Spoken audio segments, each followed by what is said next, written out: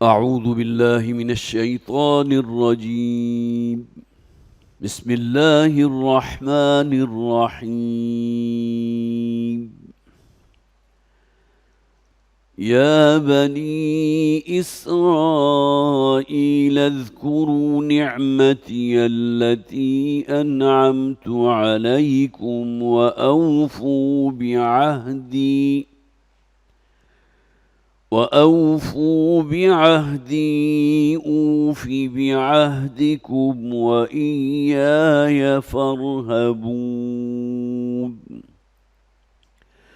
وآمنوا بما أنزلت مصدقا لما معكم ولا تكونوا أول كافر به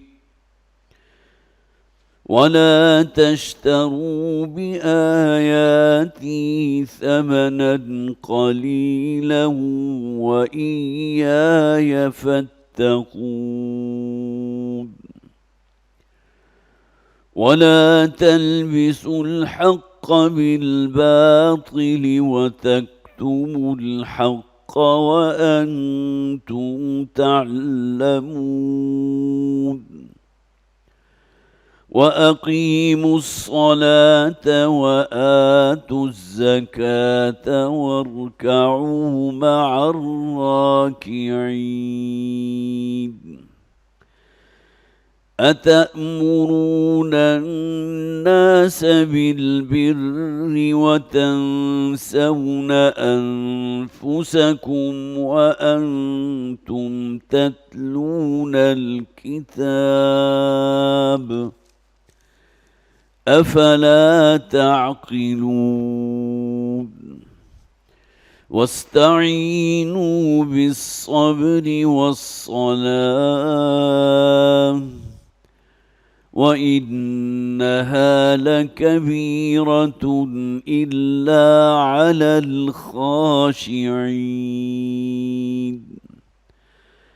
الذين يظنون أنهم ملاقو ربهم وأنهم إليه راجعون.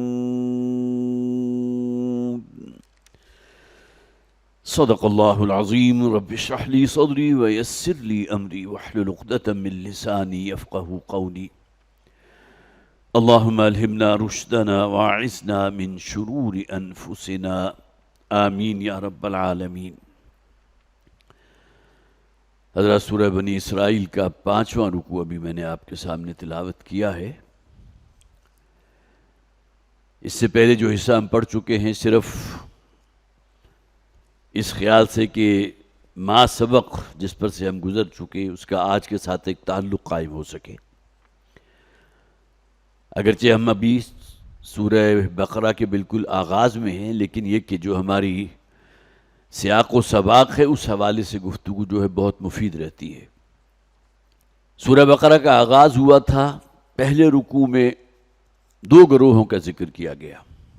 अल्लज़ीना युक़ीमून अस्सलात व यूतून ज़कात व मिम्मा रज़क़नाहुम युनफ़िक़ून। आगे फरमाया उलाइका हुमुल मुमिनून हक़्क़ा। उलाइका हुमुल मुमिनून, सिर्फ यही वो लोग हैं कि जो हकीकतन ईमान वाले हैं। उलाइका हुमुल मुफ़्लिहून, हकीकतन फलाह तक पहुँचने वाले। इन्नल्लज़ीना कफ़रू सवाउन अलैहिम अअन्ज़रतहुम अम लम तुनज़िरहुम ला युमिनून। दूसरा गिरोह अहले कुफ़ार, जिनकी तरफ हुजूर मबूस किए गए, खुसूसन अगरचे मदनी सूरत है लेकिन ये कि कुरान हकीम का बड़ा हिस्सा जो है वो मक्का में नाजिल हुआ हुजूर पर। हुजूर की ज़ुबान से पैगाम पहुँचा अल्लाह का, तौहीद का पैगाम, लेकिन टस से मस नहीं हुए अक्सरियत। तो ये वो लोग हैं कि जो अब कुफ्र कर चुके अपने रब के साथ। ए नबी, खा आप उन्हें ख़बरदार कीजिए या न कीजिए, अब ये बाज आने वाले नहीं हैं। ख़तमल्लाहु अला क़ुलूबिहिम व अला समइहिम व अला अब्सारिहिम ग़िशावा। अल्लाह ताला ने इनके दिलों पर मोहर कर दिया है, उनके कानों पर डांट डाल दिए हैं, शकल पैदा कर दिया है, निगाहों के सामने पर्दे लगा दिए हैं, अब ये हक़ तक नहीं पहुँच सकते। वलहुम अज़ाबुन अज़ीम, और उनके लिए बड़ा दर्दनाक अज़ाब है। عظیم کا الفاظ، بہت بڑا عذاب ہے۔ پھر پورا رکوع تھا منافقین سے متعلق، تیسرا گروہ جو حضور پر ایمان تو لا چکا تھا لیکن یہ کہ ایمان کے تقاضے ادا کرنے سے گریزا تھا۔ جب تقاضا ہوتا تھا نکلو اللہ کے راستے میں، جہاد کے لیے، قتال کے لیے، نکالو اپنا مال، دبک جاتے تھے، جسے ہم کہتے ہیں ود ڈرا کر لیتے تھے۔ اگرچہ وہ قانوناً کفر میں داخل نہیں ہوتے تھے لیکن حقیقتاً کفر کر چکے۔ ظاہر نبی اکرم صلی اللہ علیہ وسلم کون ہیں؟ اللہ کے رسول ہیں۔ ہر وہ شخص جو حضور کی رسالت کی گواہی دیتا ہے وہ پابند ہے اس بات کا کہ نبی اکرم صلی اللہ علیہ وسلم کا فرمایا ہوا گفتہ اللہ بود، کہ حضور کا فرمایا ہوا اصلاً اللہ کا فرمایا ہوا ہے، لیکن آگے بڑھنے کو تیار نہیں۔ پورا رکوع جو ہے منافقین کا ایک نقشہ کھینچ دیا گیا۔ ذرا کوئی سخت وقت آتا ہے، کوئی امتحان آتا ہے، کسی طرف سے مطالبہ آ جاتا ہے، ظاہر مطالبہ حضور کی طرف سے، تو اس طرح سہم جاتے ہیں گویا کہ ان کے اوپر گویا کہ موت اب طاری ہونے والی ہے۔ وہ نقشہ کھینچا گیا کہ بجلی کی کڑک بھی ہے، بادلوں کی گرج بھی ہے، جیسے ہی بجلی چمکتی ہے تو تھوڑا سا رستہ جو ہے کشادہ اگر نظر آ رہا ہے تو آگے بڑھتے ہیں، پھر فوراً ٹھٹک کر کھڑے ہو جاتے ہیں۔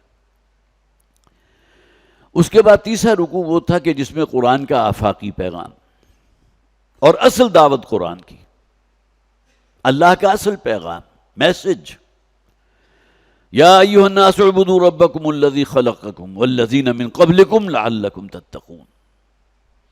عبادت رب بہت ہمہ گیر موضوع ہے یہ، لیکن بہرحال اس کے بارے میں چند بنیادی باتیں میں نے عرض کر دی تھی، اس کا میں کوئی اعادہ نہیں کرنا چاہ رہا ہے۔ اے بنی نوع انسان، بندگی اختیار کرو، غلامی اختیار کرو اپنے اس رب کی جس نے تم سب کو پیدا کیا اور تم سے پہلے جو ہو گزرے ان کا بھی پیدا کرنے والا تھا۔ یہ عبادت رب ہوگی تو تمہارے اندر تقوی پیدا ہوگا۔ یہ دونوں لازم و ملزوم ہیں، تقوی ہوگا تو عبادت ہوگی۔ لعلکم تتقون، اگر اللہ کی بندگی پر قائم رہو گے اور اسی کے اوپر گویا کہ پورے عزم اور ارادے کے ساتھ اسی بندگی پر اپنی زندگی کو گزارو گے تو یہی تقوی ہے جو تمہیں اللہ کی رضا تک پہنچا دے گا، کامیابی کی معراج تک پہنچا دے گا۔ اور اس کے بعد اللہ نے ذکر کیا تھا اپنی نعمتوں کا، اس نے آسمان سے بارش نازل فرمائی، پھر یہ کہ تمہارے لیے کیسے کیسے پھل اللہ تعالیٰ نے یہاں پیدا کر دیے، تمہاری ضرورت کا ہر سامان اللہ نے یہاں فراہم کر دیا، مہیا کر دیا۔ لیکن انسانوں کی عظیم اکثریت وہ ہے کہ اپنے رب کی شکر گزار نہیں ہے، ان نعمتوں سے استفادہ کرتی ہے لیکن حق نعمت شکر گزاری ادا کرنے کو تیار نہیں۔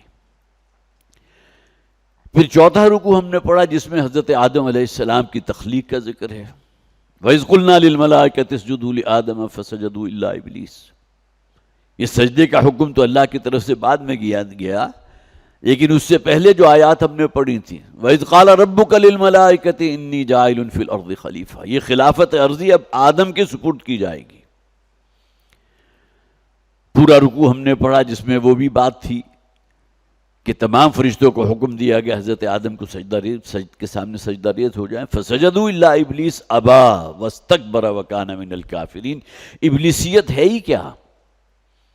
اللہ کے حکم کے سامنے کھڑے ہو جا، خم ٹھوک کر میدان میں آ جانا، انکار کر دینا، سجدہ کرنے سے انکار کر دیا۔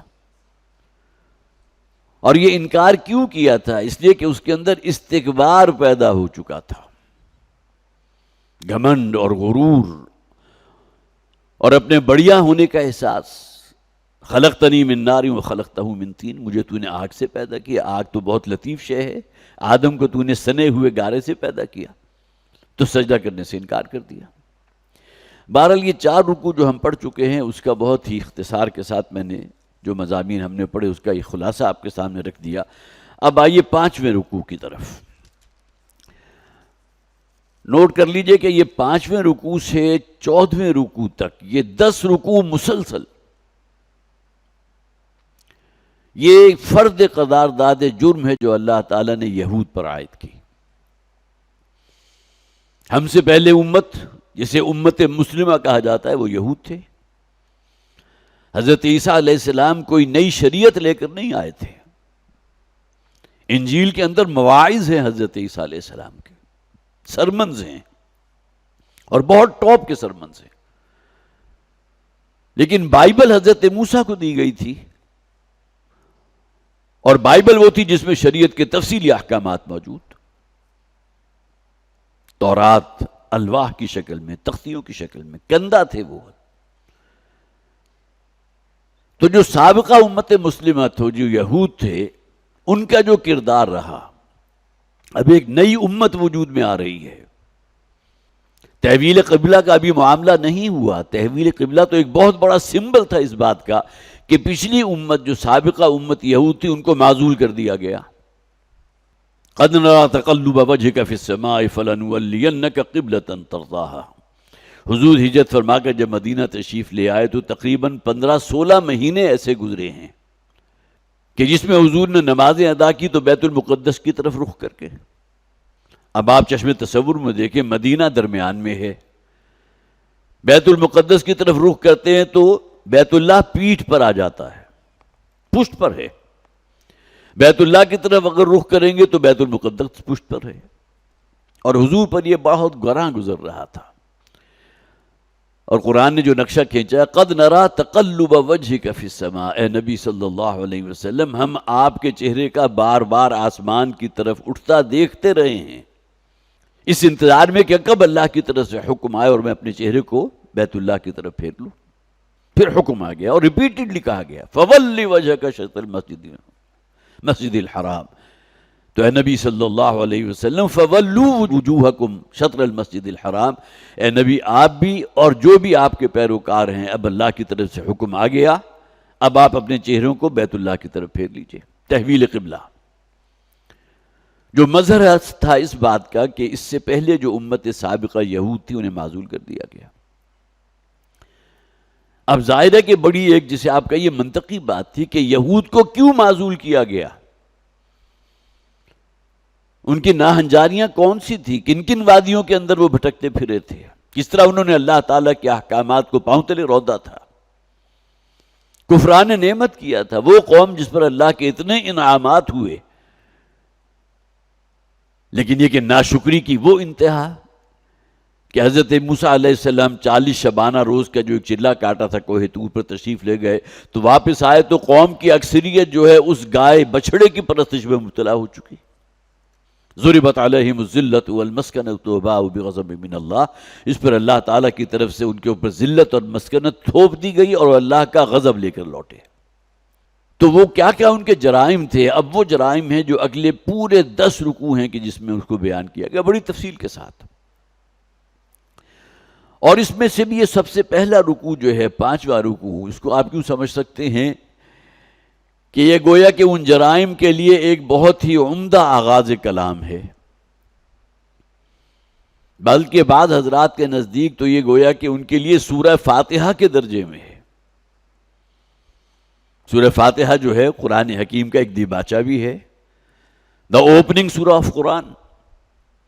اسی طرح یہ پہلا رکوع جو ہے اس کی 7 آیات جو ہے ایک دیباچہ ہے جو فرد قرارداد جو ان پر عائد ہونے جا رہی ہے. اور آغاز کیا گیا یا بنی اسرائیل، اے بنی اسرائیل کے لوگوں. یہ اسرائیل کون تھے؟ اسرائیل اصل میں حضرت یعقوب علیہ السلام کا لقب تھا، اور یہ لقب اللہ کی طرف سے دیا گیا.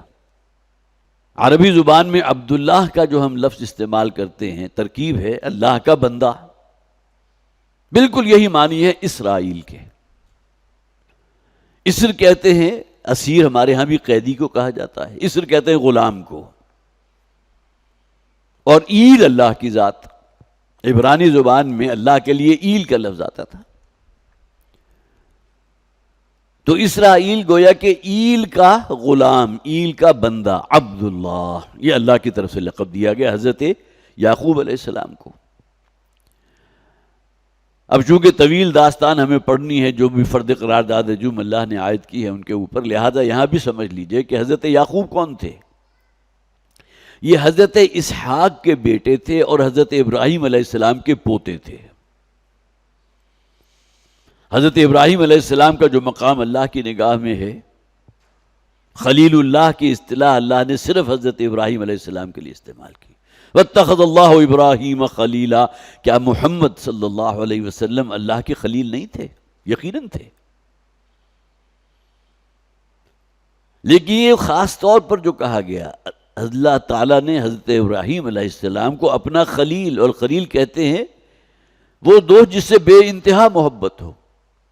واتخذ اللہ ابراہیم خلیلا. امام الناس، یہ لقب اللہ نے عطا فرمایا حضرت ابراہیم علیہ السلام کو. تو حضرت ابراہیم علیہ السلام کے ایک بیٹے جو بڑے تھے، جو حضرت ہاجرہ کے بطن سے تھے، وہ ہیں اسماعیل. یہ وہی ہیں کہ جنہیں ذبیح اللہ، جنہیں اللہ کے رستے میں حضرت ابراہیم علیہ السلام نے ذبح کرنے سے بھی دریغ نہیں کیا. یہ الگ بات ہے کہ چھری چلانے سے پہلے اللہ کی طرف سے پیغام آ گیا.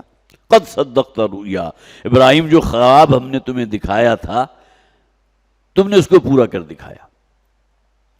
تو یہ حضرت اسماعیل ہیں، حضرت ابراہیم کے بیٹے جو حضرت ہاجرہ کے بطن سے ہیں.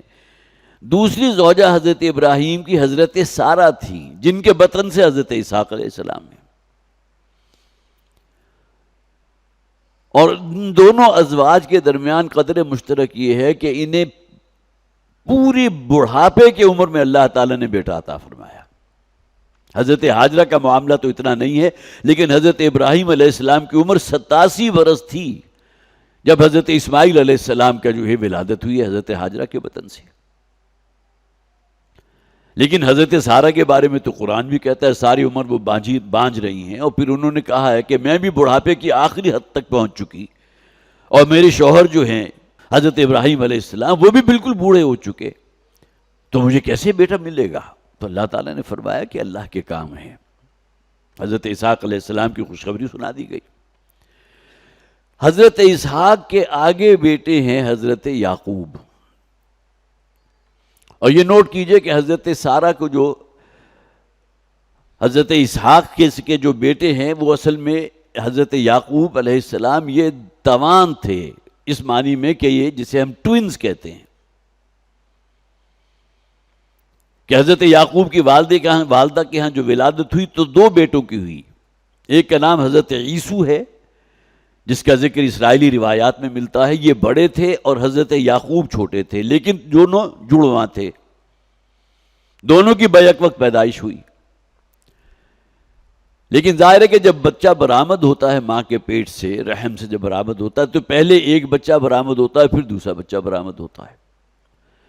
تو حضرت عیسو کی ولادت پہلے ہوئی اور ساتھ ہی حضرت یعقوب کی ولادت ہوئی اس عالم میں کہ حضرت یعقوب نے حضرت عیسو کے پاؤں پکڑے ہوئے تھے.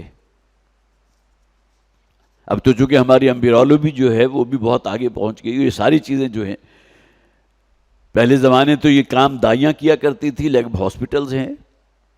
آج کل تو بہرحال ایک ٹرینڈ یہ بھی نکلا ہے کہ ذرا کوئی بات ہو، کوئی کمپلیکیشن ہو تو نارمل کی بجائے فوراً سی سیکشن کی طرف جاتے ہیں، سیزیرین کر دیں. ہاسپٹل کو بھی بڑی اچھی آمدنی ہو جائے گی، ڈاکٹر کے بھی بڑے اچھے پیسے بن جائیں گے. بہرحال یہ اپنی جگہ ایک قصہ ہے جو آج کے دور کی بہت سی قباحتوں میں سے ایک بڑی قباحت ہے. تو حضرت یعقوب کی ولادت اس شان کے ساتھ ہوئی تھی کہ وہ حضرت عیسو ان کے پاؤں پکڑے ہوئے ان کی ولادت ہوئی. لہذا یعقوب جو ہے ان کا نام اس لیے رکھ دیا گیا کہ یہ عقب میں آئے تھے. حضرت یوسف کے بعد آنے والے فوراً ہی ولادت ہوئی ہے، چند ساعتوں کی بات ہوگی، چند لمحوں کی بات ہوگی. آج بھی عام طور پر اگر جڑواں بچہ پیدا ہو تو کہا جاتا ہے کہ ان دونوں کے درمیان 2 منٹ کا یا 3 منٹ کا جو ہے وقفہ ہے، ایک نیچرل پروسیس ہے.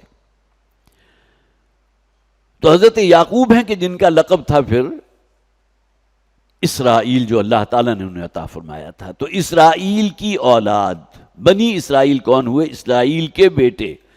حضرت یعقوب کے پھر 12 بیٹے تھے جن میں حضرت یوسف علیہ السلام سب سے نمایاں ہیں. انہی کے چھوٹے بھائی ہیں حضرت بنیامین جن کا ذکر آئے گا سورہ یوسف کے اندر. اگرچہ بنیامین کا نام تو نہیں آیا قرآن حکیم میں، لیکن بہرحال ان کا تذکرہ موجود ہے سورہ یوسف کے اندر. تو یا بنی اسرائیل اذکروا نعمتی التی انعمت علیکم، اے اسرائیل کی اولاد، حضرت یعقوب کی اولاد، اے بنی اسرائیل. اب اس بات کو بھی نوٹ کیجئے کہ حضرت یعقوب ہی کی نسل میں پھر آگے جو ہے وہ نبوت و رسالت چلی ہے. حضرت اسماعیل کی نسل میں تقریباً 2500 برس 1800 برس کے وقفے کے بعد ولادت ہوئی اس نسل میں بنی اسماعیل میں محمد رسول اللہ صلی اللہ علیہ وسلم کی. لیکن حضرت اسماعیل سے لے کر حضور تک کا یہ پورا جو دوران ہے اس میں کوئی نبی اور رسول نہیں. ادھر حضرت یعقوب علیہ السلام کے بیٹوں میں پھر آگے نبوت اور رسالت چلتی رہی، جس میں جیسا کہ میں نے عرض کیا حضرت یوسف علیہ السلام تو حضرت یعقوب کے اپنے بیٹے ہیں. تو یا بنی اسرائیل اذکروا نعمتی التی انعمت علیکم، یہ چند باتیں میں نے خاص طور پر اس حوالے سے کہ اب آگے چونکہ بنی اسرائیل کا ذکر چلے گا تو یہ تھے کون. اور اس بات کو بھی نوٹ کر لیجئے کہ تورات کے اندر نبی اکرم صلی اللہ علیہ وسلم کی آمد کا ذکر پیشین گوئی کی شکل میں موجود تھا، اور اس کے لیے جو سرزمین تھی اس کا بھی تعین تھا کہ یہ کھجوروں والی سرزمین ہے، یا یثرب کہا جا کرتے تھے اس زمانے میں مدینہ کو، وہاں ولادت ہوگی نبی آخر الزمان کی. اور یہودی قبائل آ کر وہاں آباد اسی انتظار میں ہوئے تھے کہ جیسے ہی آخری رسول آئیں گے ہم آگے بڑھ کر سب سے پہلے ان پر ایمان لے کر آئیں گے. تو اذکروا نعمتی التی انعمت علیکم، ذرا یاد کرو میری ان نعمتوں کو جو میں نے تم پر کی. یہ بنی اسرائیل کو مخاطب کیا جا رہا ہے. وَأَوْفُوا بِعَهْدِي أُوفِ بِعَهْدِكُمْ، ان نعمتوں کا ذکر آگے آیات میں پڑھ لیں گے، اس وقت میں بیان نہیں کر رہا. سب سے بڑی نعمت تو یہ کہ اب تم لوگ ہو کہ جو سلسلہ نبوت اور رسالت تمہاری نسل میں آگے چلے گا. تمہیں اللہ تعالیٰ اپنی کتاب عطا فرمائے گا، تورات، جس کے بارے میں قرآن کہتا ہے اس میں ہدایت بھی تھی اور نور بھی تھا. لیکن چونکہ پہلی کتابوں کی حفاظت کا اللہ نے ذمہ نہیں لیا، لہٰذا اس کا نتیجہ یہ نکلا اس میں تحریف ہو گئی، رد و بدل کر دیا گیا، اور جسے کہتے ہیں سیاق و سباق سے بالکل بات کاٹ دی گئی کہ جو اصل میسج تھا وہ کہیں غائب ہو گیا. یہ کام کیا یہودی علماء نے. وَأَوْفُوا بِعَهْدِي أُوفِ بِعَهْدِكُمْ، اور دیکھو جو تم نے مجھ سے عہد کیا تم اسے پورا کرو، میں بھی تمہارے ساتھ کیے ہوئے عہد کو پورا کروں گا. یہ عہد کیا ہے؟ ہر نبی اور رسول جو پیغام لے کر اپنی قوم کی طرف آتا ہے تو یہ گویا کہ ایک معاہدہ ہے کہ جو اس قوم اور اللہ کے مابین ہو رہا ہے. جیسے کہ میں نے عرض کیا تھا نا کہ یہ رکوع جو ہے بمنزلہ سورہ فاتحہ ہے، بنی اسرائیل کا گویا کہ جو ذکر اب شروع ہو رہا ہے. تو سورہ فاتحہ کی مرکزی آیت کیا ہے؟ ایاک نعبد و ایاک نستعین، ایک عہد کا ذکر ہے، قول و قرار کا ذکر ہے. ہم صرف تیری ہی بندگی اور غلامی اختیار کرتے ہیں اور کریں گے، اور صرف تیری ہی بندگی پر قائم رہتے ہوئے تجھ سے مدد کے طالب ہیں. ایاک نعبد و ایاک نستعین، یہاں بھی عہد کا ذکر آ گیا. وَأَوْفُوا بِعَهْدِي أُوفِ بِعَهْدِكُمْ، یہ ایک دو طرفہ عمل ہوتا ہے. جیسا کہ قرآن حکیم میں کہا گیا نا فَاذْكُرُونِي أَذْكُرْكُمْ، تم مجھے یاد رکھو میں تمہیں یاد رکھوں گا. یہ نہیں ہے کہ تم مجھے تو بالکل بھولے ہوئے ہو، میرے احکامات کو جو ہے وہ روند رہے ہو اور مجھ سے دعاؤں کرو اور پھر اس کے بعد پر امید بھی رہو کہ میری دعائیں بھی قبول ہوں. یہ نہیں ہوتا. اوفوا بعہدی و اوفی بعہدکم، تو میرے عہد کو پورا کرو میں تمہارا عہد پورا کروں گا. اسی طرح قرآن میں فرمایا گیا ان تنصروا اللہ ینصرکم، اگر تم اللہ کی مدد کرو گے، اللہ کو تمہاری مدد کی حاجت نہیں ہے. اس کے دین کو قائم کرنے کی جد و جہد کرنا یہ اللہ کی مدد کرنا ہے. فالذین آمنوا بہ وعزروہ ونصروہ، وہ لوگ جو ایمان لائے محمد پر صلی اللہ علیہ وسلم، ان کا اتباع کیا، ان کی عزت اور توقیر کی اور ان کی مدد کی، ان کے مددگار بنے. کس مشن میں؟ لِتَكُونَ كَلِمَةُ اللَّهِ الْعُلْيَا، اللہ کے کلمے کو سر بلند کرنے کے لیے. یہ مشن جو سونپا گیا تھا محمد رسول اللہ صلی اللہ علیہ وسلم، بعثت خصوصی کے اعتبار سے وہ مشن مکمل ہو چکا. جزیرہ نما عرب میں اللہ کا دین قائم اور غالب فرما کر حضور اس دنیا سے تشریف لے گئے، لیکن اس پورے روح ارضی پر بھی تو اللہ کا دین قائم ہونا ہے نا. یہ کام امت کے ذمے ہے. ان تنصروا اللہ ینصرکم، اگر تم اللہ کے مددگار بنو گے، اللہ کے رسول کی نصرت کرو گے، ان کے دست و بازو بنو گے، اس مشن کے لیے اپنے آپ کو لگاؤ گے اور کھپاؤ گے، تو یقیناً اللہ بھی تمہاری مدد کرے گا. تو اوفو بعہدی اوف بعہدکم، تو میرا عہد پورا کرو میں تمہارا عہد پورا کروں گا. یہ ایک دو طرفہ معاملہ ہے. وَإِيَّايَ فَارْهَبُونَ، اور صرف میرا ہی خوف اپنے اندر رکھو. راہا اور با یہ مادہ آتا ہے ڈرنے کی اور خوف کرنے کی. تقویٰ کے معنی بھی یہی ہے، اللہ سے ڈرو، اپنے اندر خوف خدا پیدا کرو. تقویٰ یہی ہے نا. لیکن جیسا کہ میں بارہا عرض کر چکا ہوں، یہ ڈرنا اور یہ خوف اس نوعیت کا نہیں کہ جس طرح کوئی شخص کسی کے ظلم سے ڈرتا ہے، بلکہ اس کے اندر ایک محبت ہے کہ میرا خالق، میرا مالک، اتنے بڑے بڑے احسانات اس کے مجھ پر ہیں، کہیں میری غلط کاریوں کی وجہ سے، میرے گناہوں میں ملوث ہونے کی وجہ سے کہیں وہ مجھ سے ناراض نہ ہو جائے. یہ دھڑکا لگا رہے انسان کو، یہ تقویٰ ہے. پھونک پھونک کا قدم رکھنا. حضرت ابی بن کعب رضی اللہ تعالیٰ عنہ کی روایت بھی میں نے کبھی آپ کو سنائی تھی، بہت عرصہ گزر چکا ہوتا ہے، ایسی باتیں پھر ریپیٹیشن ہو جاتی ہے، کہ انہوں نے تقویٰ کی بہترین تعبیر کی ہے. کسی شخص کو خاردار جنگل میں سے گزرنا ہے جہاں جھاڑیاں بھی ہیں، کانٹے بھی ہیں، سانپ اور بچھو کا ڈر بھی ہے، کسی جھاڑی کے پیچھے سے کوئی خونخوار درندہ حملہ نہ کر دے، تو جس طرح وہ پھونک پھونک کر قدم رکھے گا، ذرا سرسراہٹ ہوگی تو فوراً چوکنا ہو جائے گا. فرماتے ہیں یہ ہے اصل میں تقویٰ. اس دنیا میں حرص ہے، طمع ہے، لالچ ہے، اور اسی دنیا کی طلب میں انسان حرام حلال ہر شے کو جائز کر لیتا ہے. ان سے اپنے آپ کو بچاتے ہوئے زندگی گزارنا، یہ ہے تقویٰ. پھونک پھونک کر قدم رکھنا. یہی مفہوم ہے اصل میں راہا اور باب. رہب یرہبو، فَإِيَّايَ فَارْهَبُونَ، لہذا صرف میرا ہی تقویٰ یا میری ہی خوف تمہارے اندر رہنا چاہیے. وَآمِنُوا بِمَا أَنزَلْتُ مُصَدِّقًا لِمَا مَعَكُمْ، اور ایمان لاؤ اس شے پر جو میں نے نازل کی ہے. مراد ہے یہ کتاب اللہ، اللہ کی کتاب قرآن کریم. مصدقا لما معکم، جو تصدیق کر رہی ہے اس شے کی جو تمہارے سامنے موجود ہے. مخاطب کون ہے؟ بنی اسرائیل، حامل کتاب ہیں، بے ایمانہ تورات ان کے پاس موجود، اور قرآن تصدیق کر رہا ہے اس بات کی کہ تورات اللہ کی کتاب تھی، اور تورات میں ذکر موجود ہے محمد رسول اللہ صلی اللہ علیہ وسلم کی آمد کا. تو یہ گویا کہ دو طرفہ تصدیق ہو گئی. حضور اگر آئے ہیں، بھیجے گئے ہیں، تو یہ بھی گویا کہ مصدق ہیں. ان کی بھی تصدیق کر دی گئی تھی تورات کے اندر، لکھا ہوا موجود تھا کہ نبی آخر الزمان جو ہے ان کی بعثت ہوگی اور کس علاقے میں ہوگی، جیسا کہ میں نے عرض کیا، اس کی بھی نشاندہی کر دی گئی تھی. تو وَآمِنُوا بِمَا أَنزَلْتُ مُصَدِّقًا لِمَا مَعَكُمْ وَلَا تَكُونُوا أَوَّلَ كَافِرٍ بِهِ. یہاں میں نے خاص طور پر ایک حدیث نوٹ کی تھی، بخاری شریف کی روایت ہے، حضرت ابو موسیٰ اشعری رضی اللہ تعالیٰ عنہ اس کے راوی ہیں.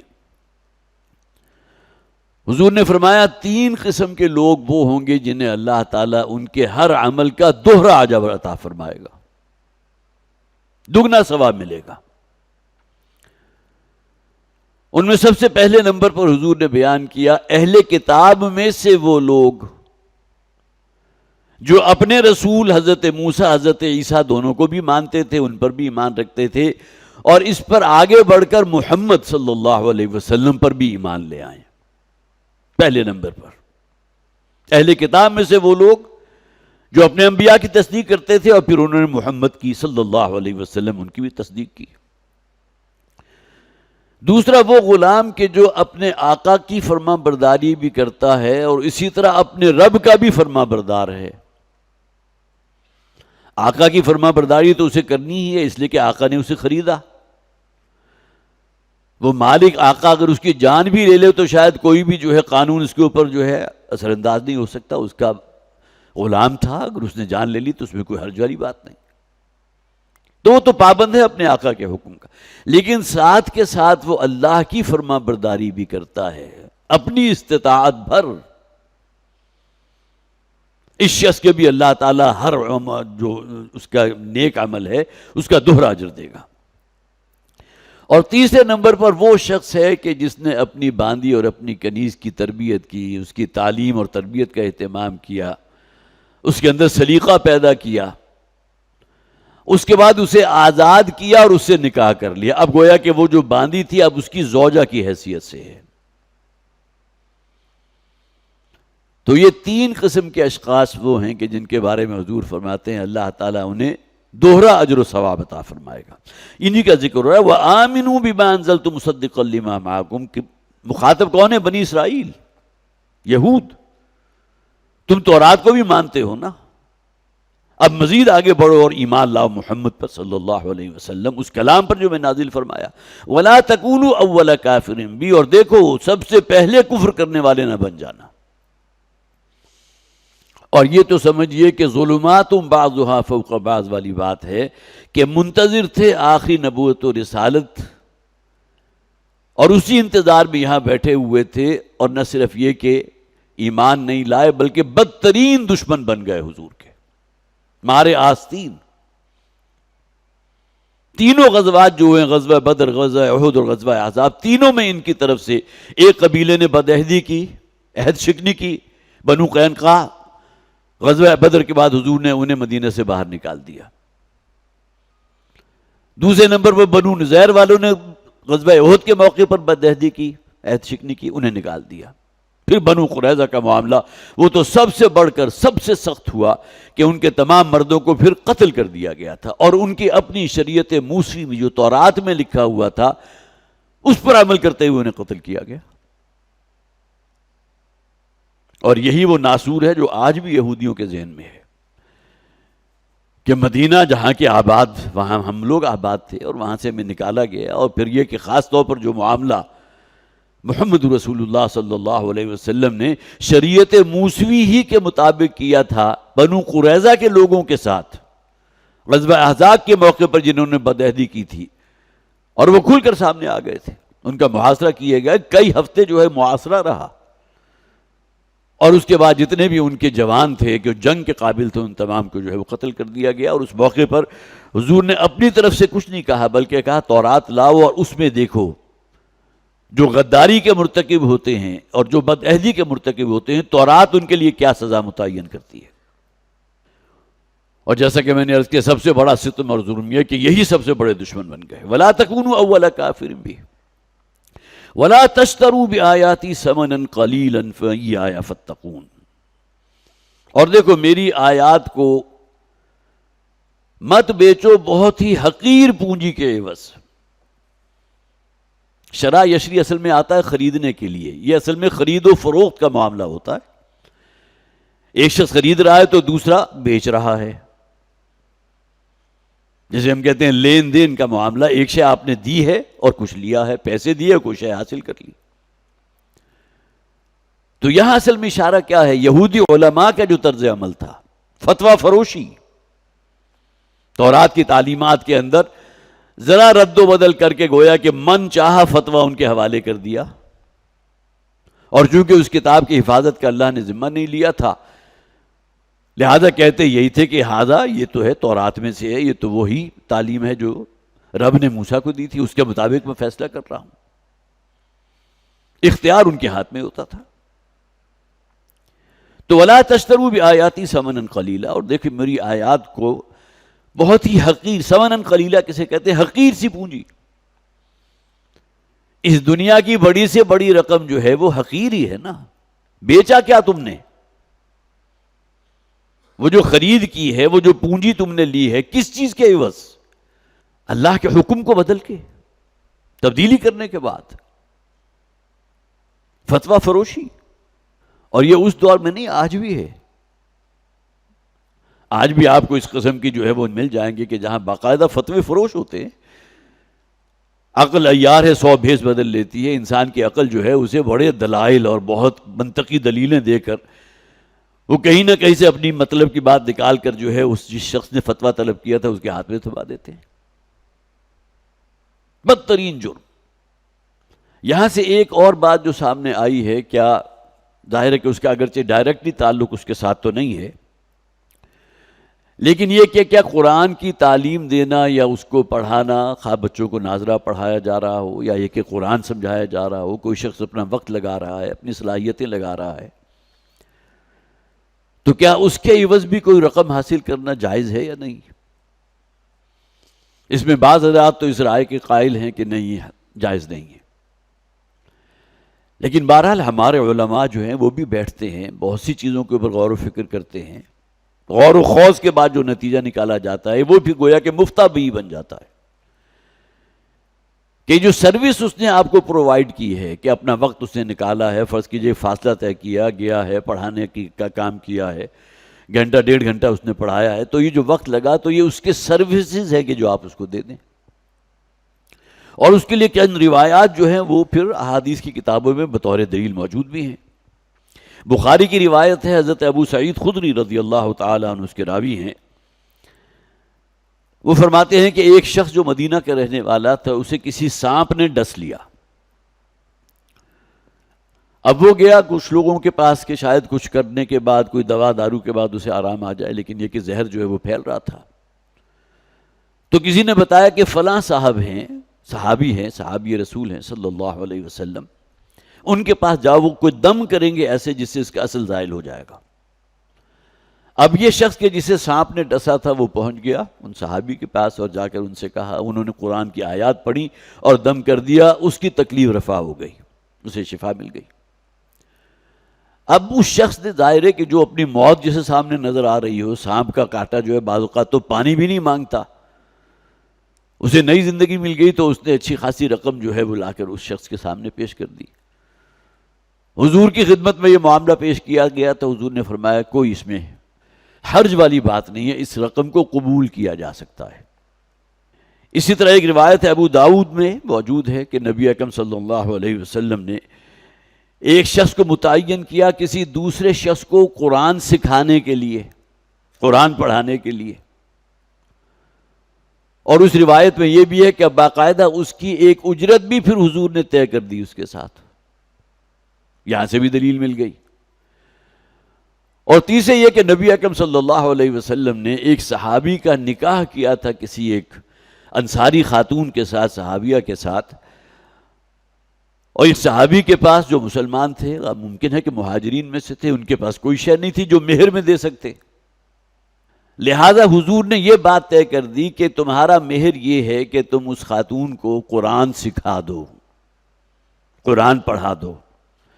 مہر کا تعلق تو رقم سے ہوتا ہے، یا ایسٹ سے ہوگا یا جائیداد سے ہوتا۔ مہر کے اندر آپ نے کوئی مکان دے دیا کسی کو، وہ بھی ٹھیک ہے، رقم دے دی تو وہ بھی ٹھیک ہے، لیکن یہ ایک خدمت ہے قرآن پڑھانا۔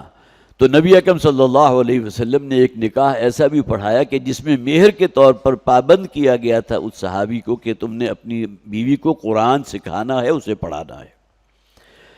لیکن بہرحال یہاں چونکہ وہ فرد قرارداد جرم ہے کہ جو یہود پر عائد کی گئی، انہوں نے جو فتویٰ فروشی کا معاملہ کیا تھا، وَلَا تَشْتَرُوا بِآيَاتِي ثَمَنًا قَلِيلًا وَإِيَّايَ فَاتَّقُونَ، اور دیکھو میری آیات کو، تورات کی شریعت کو حقیر سی پونجی کے عوض جو ہے اس کو مت بیچا کرو اور صرف میرا ہی تقوی اختیار کرو۔ وَلَا تَلْبِسُوا الْحَقَّ بِالْبَاطِلِ وَتَكْتُمُوا الْحَقَّ وَأَنْتُمْ تَعْلَمُونَ، اور دیکھو حق اور باطل کو باہم گڈ مڈ مت کرو، یہ بھی ان کا جرم تھا۔ بعض اوقات قرآن وہ تورات پڑھتے تھے تو ایسی لوچدار الفاظ میں پڑھتے تھے کہ اس کا مفہوم ہی تبدیل ہو جاتا تھا،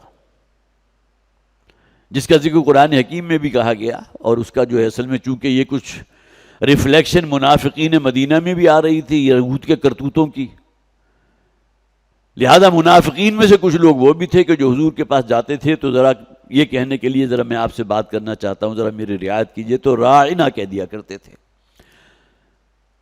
لیکن منافقین نے راعینا کہنا شروع کر دیا۔ اب راعینا کے اندر جو ہے ایک تضحیق کا پہلو بھی ہے، اے ہمارے چرواہے، اس کا ترجمہ کیا ہے کہ حضور کو مخاطب کر رہے ہیں چرواہا کہہ کر۔ تو اپنا جو بھی خوب سے باطن تھا، یہ جو نفرت تھی، اسے الفاظ میں تھوڑا سا لوچ دے کر اپنے اندر گویا کہ ٹھنڈ ڈال دی انہوں نے کہ ہم نے حضور کو راعینا کہہ دیا۔ اگر کہیں کسی نے کہا تم نے کیا کہا، تو ہم نے تو راعینا کہا تھا، راعینا تو نہیں کہا۔ تو اب یہ مختلف قسم کے ہتھ کنڈے تھے جو استعمال کرتے تھے، جیسے کہ میں نے عرض کیا، ایک تو بات وہ جو فتویٰ فروشی ان کے ہاں ہوتی تھی، اور دوسرے حق اور باطل کو گڈ مڈ کر دینا۔ لبسا یلبسو کے اگر معنی آتے ہیں نا، جو قرآن میں بھی آیا، یلبسون ثیابا سندس خضر و استبرق، اہل جنت کو جو لباس پہنایا جائے گا تو وہ ریشم کا ہوگا، دبیز ریشم بھی ہے اور باریک ریشم بھی ہے، اوپری حصہ جو ہے لباس کا وہ باریک ریشم کا، اور نچلا حصہ جو ہے وہ ذرا دبیس قسم کے ریشم کا. یلبسون ثیابا خضرا من سندس، اس کا ذکر آیا قرآن میں. تو لبس یلبسو کے معنی ہوتے ہیں لباس پہنانا، جس سے ہمارے ہاں لباس کا لفظ بھی بنا. لیکن لبس یلبسو کے معنی ہوتے ہیں خلط ملط کر دینا، کنفیوژن پیدا کر دینا، حق و باطل کو گڈ کر دینا. تو یہ جرم تھا اصل میں ان کا، اہل کتاب میں سے یہود کا، کہ انہوں نے تورات کی تعلیمات کو گڈ مڈ کر دیا تھا، خلط ملط کر دیا تھا، حرام کو حلال، حلال کو حرام کر دیا تھا. تحلیل و تحریم جو ہے، حلت و حرمت کا اختیار اپنے ہاتھ میں رکھا تھا.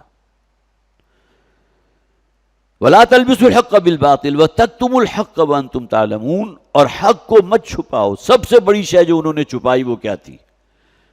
نبی اکرم صلی اللہ علیہ وسلم جن کا ذکر ان کی اپنی کتابوں میں موجود، تو ان کو ماننے سے انکار کر دیا، ان آیات کو چھپا دیا، ان کو حذف کر دیا جو تورات میں موجود تھی، جن میں آنے والے نبی کی پیشین گوئی لکھی ہوئی تھی. اس سے بڑا حق اور کیا ہوگا؟ کتمان حق اس سے بڑا اور کیا ہوگا؟ حق کو چھپا گئے. وَأَنْتُمْ تَعْلَمُونَ. اور عام جو عملی زندگی ہوتی ہے اس میں بھی ان کا کام یہ تھا. اور یہ بات گویا کہ میرے اور آپ کے اوپر بھی صادر آتی ہے. کسی بات کو اگر ہم حق سمجھیں کہ بات یہی ہے، دل گواہی دے رہا بات صحیح ہے، حق ہے، اور اس کے باوجود اس کے حق میں ہم کچھ کہنے کو تیار نہ ہوں، جن کے لیے عام طور پر کہا جاتا ہے کہ یہ گونگا شیطان ہے، سمجھتا ہے یہ کہ جو بات میں کہہ رہا ہوں وہ صحیح ہے، وہ سچ ہے، وہ حق ہے، لیکن اس کی تائید کرنے کو تیار نہیں، اس لیے کہ تائید کرے گا تو لوگوں کی نگاہوں میں برا بن جاؤں گا، اپنی برادری سے کٹ جاؤں گا. تو یہ عام جو زندگی ہے اس کے اندر بھی اس کی بے شمار مثالیں موجود ہیں. لیکن ان پر جو فرد جرم عائد ہو رہی ہے وہ یہ کہ انہوں نے اس حق کو چھپایا تھا کہ جس میں نبی اکرم صلی اللہ علیہ وسلم کا ذکر موجود تھا، آمد کا ذکر، پیشن گوئی موجود تھی. وَأَنْتُمْ تَعْلَمُونَ. جبکہ تم خوب اچھی طرح جانتے ہو، تورات تمہارے پاس موجود ہے. وَأَقِیمُوا الصَّلَاةَ وَآتُوا الزَّکَاةَ وَارْکَعُوا مَعَ الرَّاکِعِینَ. اور دیکھو نماز کو قائم رکھو اور زکوٰۃ ادا کرو اور جھک جاؤ جھک جانے والوں کے ساتھ. یہاں بھی نوٹ کیجئے اس بات کو کہ اللہ تعالیٰ نے جتنے بھی نبی اور رسول بھیجے تو اس قوم کے لیے اپنی بندگی کا ایک طریقہ نماز کا بھی انہیں بتایا، اور اس کے ساتھ روپیہ، پیسہ، مال، دولت جو کچھ بھی ہے اس میں سے خرچ کرنا، زکوٰۃ اور اقامت صلاۃ. یہاں بھی ذکر آ رہا ہے بنی اسرائیل کو حکم دیا جا رہا ہے اقیموا الصلاۃ وآتوا الزکاۃ. معلوم ہوا شریعت موسوی کے اندر بھی جیسا کہ ذکر بھی موجود ہے کہ چونکہ وہ غلامی کی حالت میں تھے بنی اسرائیل، لہٰذا انہیں کوئی اجازت نہیں تھی اپنے لیے کوئی مساجد بنا سکتے، تو کہا گیا کہ اپنے گھروں ہوئی کی مسجد بنا لو، انہیں قبلہ روح کر لو تاکہ اپنے گھر میں نماز ادا کر سکو. لیکن بنی اسرائیل کی نماز کیا تھی اور آج جو نماز ہمیں ملی ہے تحفۃ شب معراج کا جو تحفہ تھا، اس کی کیفیت کا اس میں زمین و آسمان کا فرق ہوگا. قرآن بھی کہتا ہے ما کان صلاۃ من البیت الا مکاء وتصدیہ. یہ مشرکین مکہ جو تھے یہ بھی نماز ادا کرتے تھے، بیت اللہ کے گرد طواف کرتے تھے اور اس میں سیٹیاں بجاتے تھے اور اپنے تئیں بڑے مطمئن ہوتے تھے کہ ہم نماز ادا کر رہے ہیں، تالیاں پیٹتے تھے اور سیٹیاں بجاتے تھے. تو اقیموا الصلاۃ وآتوا الزکاۃ، نماز کو قائم رکھو. یہ جو نماز ہے جو ہر شریعت میں موجود رہی، اور خاص طور پر اقامت صلاۃ، لیکن کہیں یہ نہیں کہا گیا نماز ادا کرو، نماز کو قائم رکھو، نماز پر قائم رہو. جیسے ہی کسی نماز کا وقت داخل ہوگا تو نماز کا وقت شروع ہو گیا.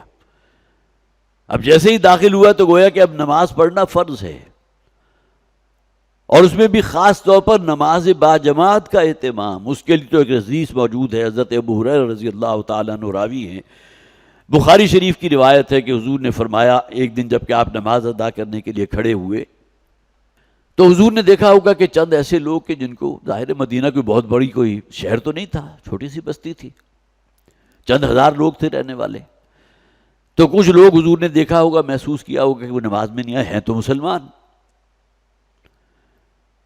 تو اس موقع کے الفاظ ہیں جو حضرت ابو ہریرہ فرماتے ہیں کہ حضور نے فرمایا کہ میرا دل یہ چاہتا ہے کہ اپنی جگہ کسی اور کو امام مقرر کروں اور جاؤں ان لوگوں کے گھروں میں کہ جو نماز کے لیے مسجد میں نہیں آئے اور ان کے گھروں میں آگ لگا دوں. دیکھیے اس درجے سخت الفاظ حضور کے صلی اللہ علیہ وسلم نماز با جماعت کہ موجود ہیں گھر میں لیکن نماز کے لیے نہیں آ رہے. ہمارے ہاں بہت سے لوگوں کے اندر شیطان یہ وسوسہ بھی ڈال دیتا ہے کہ نماز با جماعت ادا کریں گے تو لوگ سمجھیں گے بڑا نمازی ہے، بڑا اللہ والا ہے، لہذا میں نماز پڑھتا تو ہوں لیکن گھر میں پڑھتا ہوں، اس لیے کہ نماز آ کر مسجد میں ادا کروں گا تو گویا کہ شیطان انہیں وسوسہ دیتا ہے کہ یہ ریاکاری ہو جائے گی، گویا کہ تم لوگوں کو جتانا چاہتے ہو کہ تم بڑے نمازی ہو، بر وقت نماز کے لیے پہنچ گئے. یہ شیطان کا وسوسہ ہے. اقامت صلاۃ میں نماز با جماعت اللہ کہ کوئی مجبوری ہے، کوئی شدید جو ہے بارش ہو رہی ہے، آپ مسجد نہیں جا سکتے، بیمار ہیں، کوئی عذر ایسا آ گیا کہ آپ نہیں نکل سکتے اپنے گھر سے، یہ بات بالکل دوسری ہے. ہمارا دین اس اعتبار سے یرید اللہ بکم اليسر ولا یرید بکم العسر، اللہ تعالیٰ آسانی چاہتا ہے، تنگی اور مشقت میں مبتلا نہیں کرنا چاہتا ہے. تو واقعی الصلاۃ وآتوا الزکوٰۃ، اور نماز کو قائم رکھو اور اسی طرح زکوٰۃ پر پوری طرح کاربند رہو. آتوا الزکوٰۃ، زکوٰۃ ادا کیا کرو. وارکعوا مع الراکعین، اور جھک جاؤ جھک جانے والوں کے ساتھ. رکوع جھک جانا، سجدہ جو ہے اس میں جھکاؤ اپنی انتہا پر ہے کہ نہ صرف یہ کہ آپ جھکے ہیں بلکہ آپ نے اپنی پیشانی بھی زمین پر ڈال دی. چند حضرات کے نزدیک یہ بھی ہے کہ یہودیوں نے اپنی نماز میں سے رکوع کو نکال دیا تھا، لہذا خاص طور پر انہیں چونکہ کہا گیا یا بنی اسرائیل، اے اسرائیل کی اولاد، مراد کون ہے؟ اہل کتاب. اہل کتاب میں بھی عیسائی جو وہ بالکل آخری دور میں ہیں، اس سے پہلے تو تمام یہودی تھے بنی اسرائیل. تو یہ جو کہا گیا وارکعوا مع الراکعین، تو شاید اس میں ایک اشارہ یہ بھی ہے کہ ان لوگوں نے اپنی نماز میں سے رکوع کو نکال دیا تھا. نماز ادا کرتے تھے، اب وہ کس شکل میں تھی، جس میں یقیناً ہاتھ باندھ کر کھڑا ہونا، یہ قیام تو ہوگا ہی، لیکن رکوع نکل گیا تو وہ سیدھے قیام کے بعد جو ہے وہ سجدے میں چلے جاتے ہوں گے. ممکن ہے، یہ ایک تعویل ہے، میں ایک تفسیر کا مطالعہ کر رہا تھا تو اس میں انہوں نے یہ رائے دی ہے کہ بعض حضرات کا یہ خیال ہے کہ خاص طور پر جو کہا گیا تو ان لوگوں نے اپنی نماز میں سے رکوع نکال دیا تھا. لیکن اصل میں رکوع کے معنی کیا ہے؟ جھک جانا. صرف تمہارا ظاہری جسم ہی نہ جھکے بلکہ تمہاری خواہشات، تمہاری تمنائیں اور آرزوئیں بھی جھک جائیں. سرنڈر کر دو اپنے آپ کو اللہ کے سامنے، اور اسی سرنڈر کرنے کی آخری سطح جو ہے وہ سجدہ ہے. اتأمرون الناس بالبر وتنسون انفسکم وانتم تتلون الکتاب. اب دیکھیے یہ اگلا جرم ان کا، اور خاص طور پر یہاں وہ لوگ مراد ہیں جو لوگوں کو بڑا واعظ کرتے ہیں، تلقین کرتے ہیں، نصیحتیں کرتے ہیں، اور اپنے آپ پر توجہ نہیں دیتے، خود کو بھول جاتے ہیں.